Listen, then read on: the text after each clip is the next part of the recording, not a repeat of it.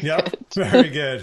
Hey everybody, it's the blue duo today. Woo! Blue like the ocean. Mm-hmm, And exactly. and so it's me, Howard Jacobson, and the Mergoddess Sarah Bofinger. Woo! And you Woohoo! you've been making a lot of waves since we I've been making last a talked. lot of waves. I know. It feels like I've been in the middle of an ocean since the last time I spoke with you. Yeah, so catch us up. What's been going on?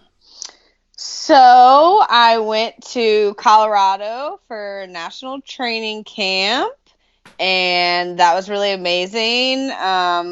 It was a lot of fun things that happened there. I learned a bunch of things about being a plant powered athlete at the Olympic Training Center, and it's not many of us, so that was really fun to experience and other people's opinions, And then I won 6 medals at that race, so I won 6 races, which is really cool. And altitude, so I actually improved in altitude, which I was impressed with myself because I was like, oh, it must be plant power, like all of these things. Hmm. And then after that, then like training increased, and I did a bunch of training and just learning my body after flying, and then immediately getting back into training. That was really fun to experience. And then this past weekend I swam at 33 years old. I'm faster than I've ever been in my entire life, so I finally broke my 5-year hiatus of I hadn't been getting faster like with other previous times, and then now I've officially broken those, and then I ended up breaking an American record in the 400 IM, and then I found out that I broke a record in December, like that now I can get ratified and send them an application, and so now I am a 2 American record holder, which before I had no idea what this even meant or how to do it.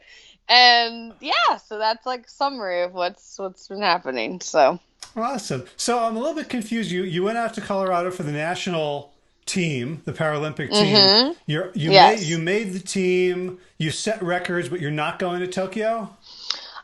So even this is even more fun. So basically I had gotten an email that had said that I was not selected to be internationally classified, and so I got to like cry and like let go all of these emotions and things like that. And so then when I officially like surrendered, and I was like, I don't really know what I'm gonna do, and Mike Captain America was like, oh no, we're in this, so I guess you're training for another 4 years. And so I was like, okay, I guess the journey got longer, because remember I'd even texted you and I was like, well, I don't really know where this is going now. And so like that so that was basically like after that Colorado meet, they kind of like did the percentages, they figured out, and they only have so many slots, whatever. And Okay. so then basically let all that go, was like, okay, like I got 4 more years to get faster, whatever. So I have just been like, So it's like I all now of a you're like sudden, in Dotsie Bausch territory. yeah, I'm just like, okay, like I get to swim. Like now it's like there's more joy. And so now that there's more joy, like there's no stress that's happening. And literally I'm getting faster, like within a catapult. Like I feel like I have now catapulted my journey by having that experience, right? So then, like literally a week and a day later, I get this email from someone else that says, hey, we need x-rays of your hips for classification. And I'm thinking, like, I thought I wasn't getting classified, but okay, I'm going to just send you the x-rays, and we'll see what happens. So there could be a possibility that I'm still like in the ranking. I guess I just had to go through like that other surrender piece. So basically now I have registered for the World Series meet, which is like the meet where you make trials at. And so we will know officially when they send me a date that I have a classification date. So I'm still like letting it go. I'm having fun. I can still do that meet, and it's just kind of like my coach is like, okay, I'm 51% sure that you're getting classified and 49% not. So that's kind of like where we are. I'm just like, again, just understanding that there was a lot of attachment for me, like thinking of like, oh, when I'm an Olympian and when I'm going to Tokyo, and I had all these things, and it's like I don't need Tokyo to get where I'm going. And so I think like for me, like it was just like another surrender piece that I needed to let go of so that I can have more fun, understand that this journey is for me about sharing love through my swimming, helping people understand their journeys and how they can go. And so, yeah, so it's exciting now. Like now I'm just okay, let's break a record here, let's get faster here. I mean, that's just what's happened. Like, and I told my coach, I said, now that there's like, I have no stress. Like all of a sudden, like I was like, okay, it doesn't matter. Like, okay, we're going to Paris. Like, forget it. Tokyo's not Tokyo or bust. But then what I realized is like, because then a part of me wanted to like rip down all my like road to Tokyo signs and all this stuff. And I was like, no, it's still a road. I don't have to go to Tokyo. I can road myself to Tokyo. I don't necessarily need to get there, right? It wasn't about the destination, the Tokyo, none of that. But if I get there, cool, right? But now the journey has gotten just way faster. Like it's just like, okay, all right, if you want me to get classified, sure. I've surrendered. I even emailed the lady, and I was like, what I've learned is that it's not about the destination. So you can tell me whatever you want, but if I'm supposed to go, there's going to be something that happens that you may not know about. And that's kind of what's happened now, is that like I got an email from somebody else. It wasn't the lady that sent me the email. It was like, you didn't get it. Another lady's like, oh, the IPC wants your hips so that they can like look at them before and during classification. And I'm like, okay, I don't know what that means, but sure, Yeah. So when I think you texted me saying that, it looks like Road to Tokyo is over. You didn't. Yeah. I didn't I was torn in terms of response because I didn't want to be like, because I know how much that has informed you over the past couple of years, and I didn't want to be like it's for you to say, well, I guess what the look, and you in fact you said, I guess universe has something even more amazing for me, but I didn't want to be like agreeing with you, like like in a way that was gonna like trivialize, like, because I knew how big that was, and I wanted to hold space for the loss, and it seems so like amazing now that it might still happen, and like it's almost like I'm listening to a meditation teacher right now, an audio book. It's called The End of Your World by Adyashanti, and he talks about like what happens like when you have your first sort of awakening to the idea of non-duality, that everything is one, that we are and like you get this glimpse of it, and then you can kind of like get sucked back in by the quicksand of life, and you probably will. You don't like, because our bodies have all this conditioning. It's really hard to suddenly just go, oh, I'm you, you're me, we're spirit, we're awareness. It's just right, because then I stub my toe and I'm not fucking awareness anymore. I'm just yeah, exactly. I'm just me in pain. But what he says is like the thing that eventually will bring you to this abiding awareness of unity is life itself. Like every time life makes you contract, or like that's the opportunity to go within. So I'm really curious about your process of going within in terms of giving up Tokyo, giving up the Paralympic dream, and then moving out of it. So now, it happens, it doesn't happen, but like what was that about?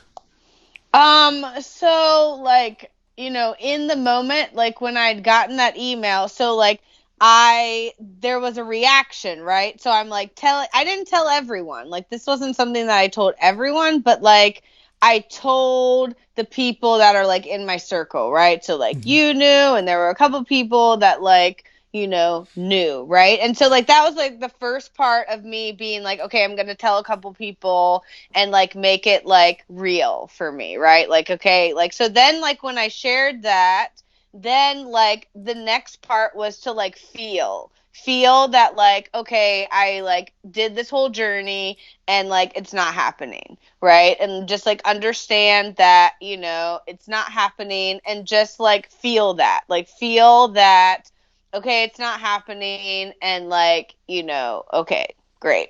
So then the question is like, well, what do I do now? Like, I'm Mergoddess and I'm swimming, and I've been telling everyone for 10 years that I'm training for the Olympics. Like, what do I do now? You know, and then it's like, okay, like maybe like that doesn't change. Like maybe you're still this, right? But maybe like this particular destination isn't where you're going, right? And so then like when like I did all this by myself, and then Mike comes home and like, and he's like, "Okay, are you done now?" You know, cuz he's like the guy, like he's like, "Okay, you can have a moment, and then like let's make a decision." You know, like, do you want to keep training with your coach? Do you want to keep, you know? And so then I even met with my coach that day too, and it was just like, you know, I had to make a decision for myself, like, do I want to keep the progress going, because I've progressed so much, like in my own swimming and my own, you know, and so like all the things that were coming up, like how am I going to pay for this, and like all these things, you know, like I just had to sit with it and be like, well, right now I'm being given this opportunity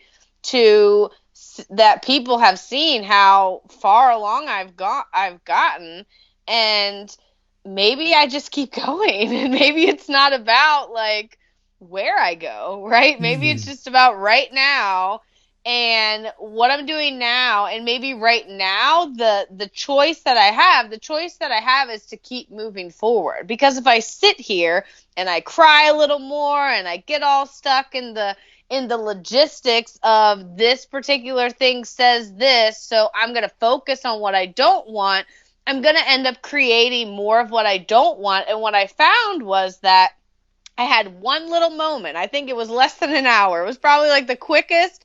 Like, I mean, it literally felt like when I went through my first, like, really big breakup, and I was training for the Olympics, and I didn't know where I was going to live. I had $200 to my name, and it was just like, what am I going to do?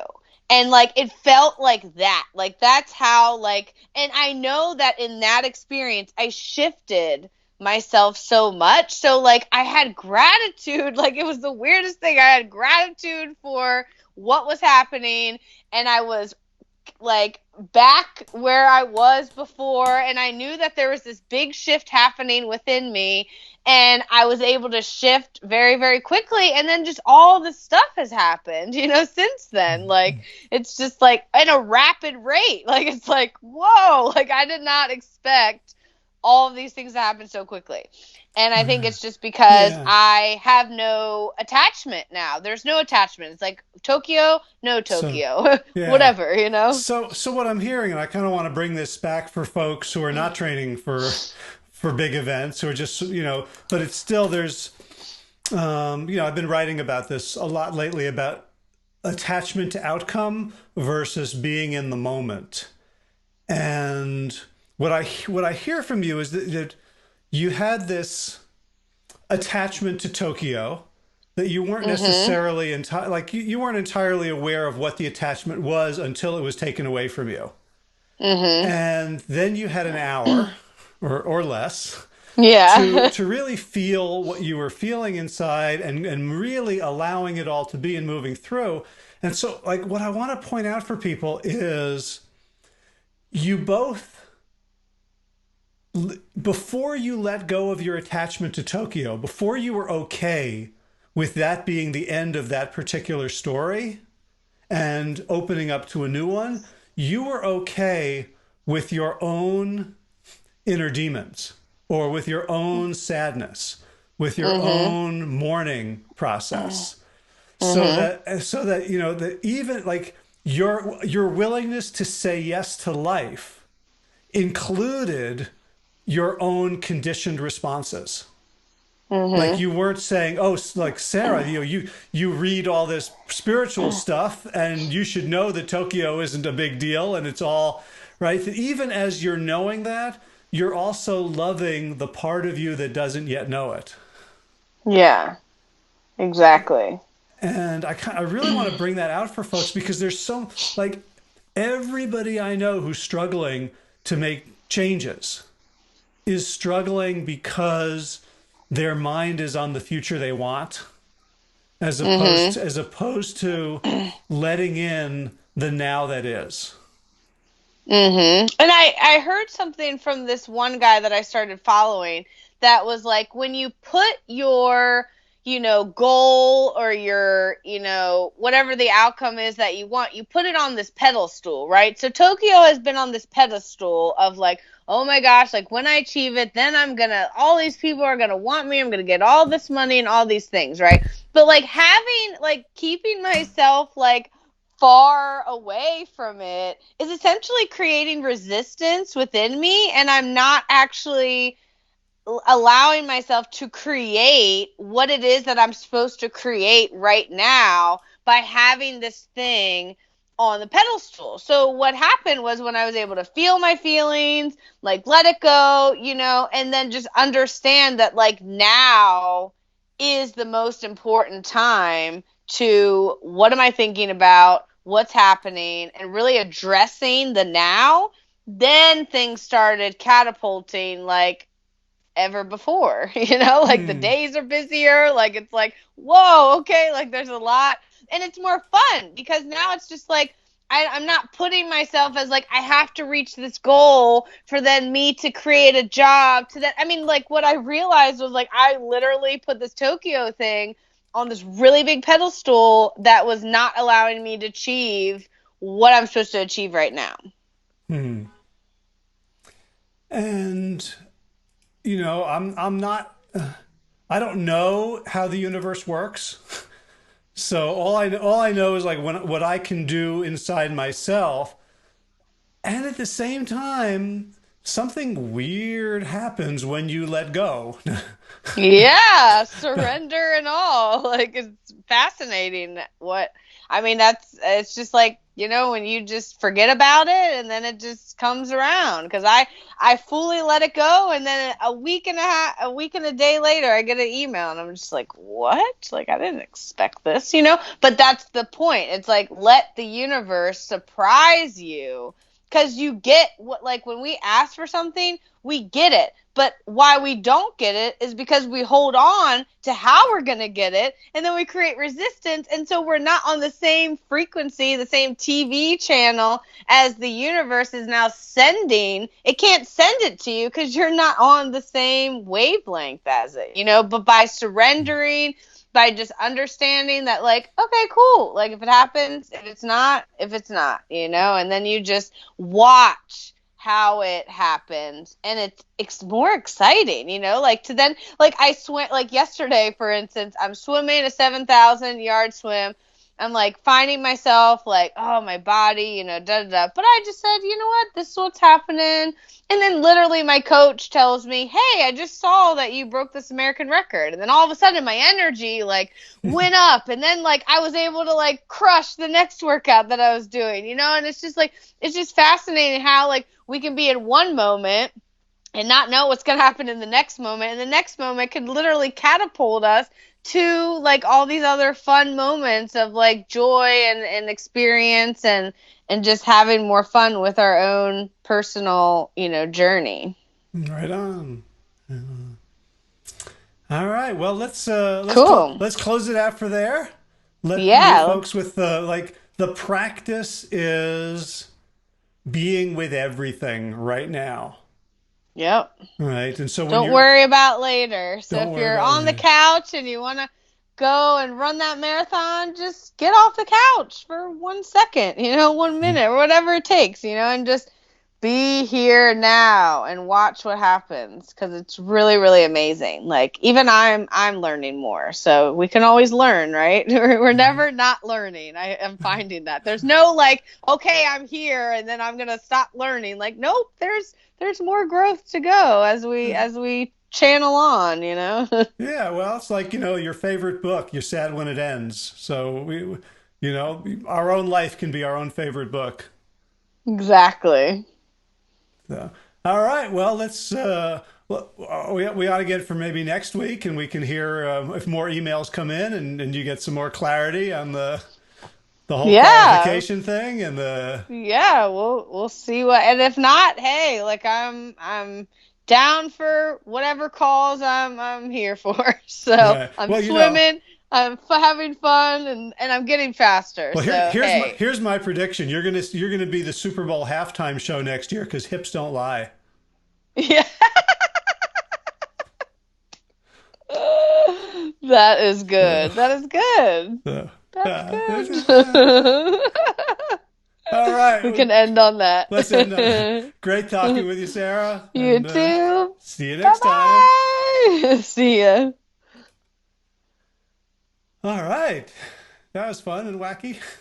That was fun and wacky. Yeah, and it was funny because like at first I was like, well, do I want to share